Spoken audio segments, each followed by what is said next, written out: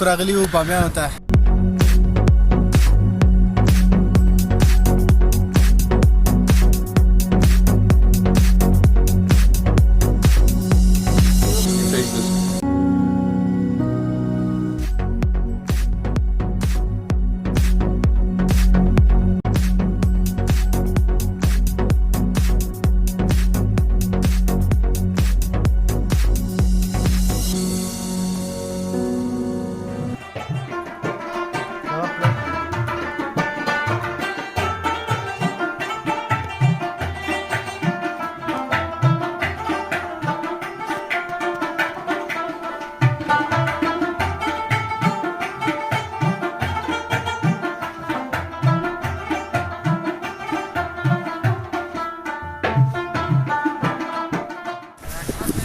سلامونه درنو لیدونکو، ستړي مه شئ. موږ راغلي یو بامیانو ته، هغه ولایت چې له ښکلاګانو او له اوبو پرېمانه برخمن ولایت دی. موږ سره اوسئ، دلته به تاسو ته د بامیانو له ښکلاګانو څخه ځانګړې خپرونې ولرو. ملتیا مو وکړئ.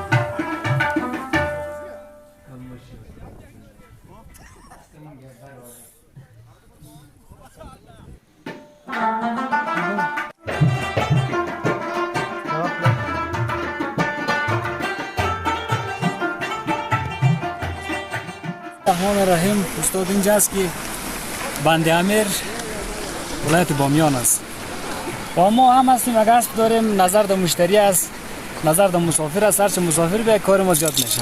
از کجا میاد؟ اولی از تمام ولایت های افغانستان میاد، از قندار میاد، از تمام جای افغانستان میاد. و این مردم از اسب بعضی ترس میخوره که اسب خطا میکنه میندازه. نه او گپ نیست، اسب بسیار خوب است. ما رو تو بال نه نندازن. سر گپ میپمن؟ گپ سر تربیه است. تربیه به هر رقم تربیه میشه. سعی تشکر. خواهش میکنم.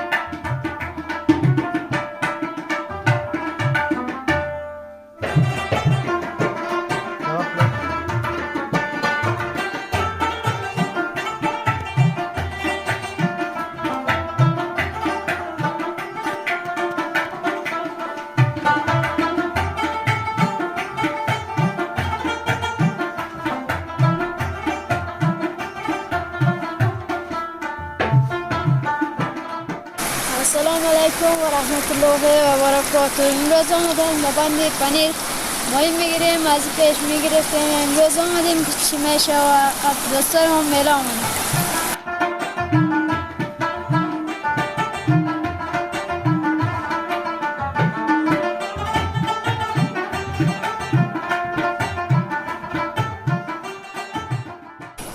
ما میله آمدیم در بند پنیر. امروز در مینه بند هستیم. میله آمدیم تا اینجا تفریح کنیم دیگه. با دوست آمدیم اینجا دل ما یک گوشت پخته کنیم. بند پنیر اینجا یک تفریح جای بسیار عالی است. همه کسا میآید دیگه. اینجا ما آمدیم تا تفریح بیاییم.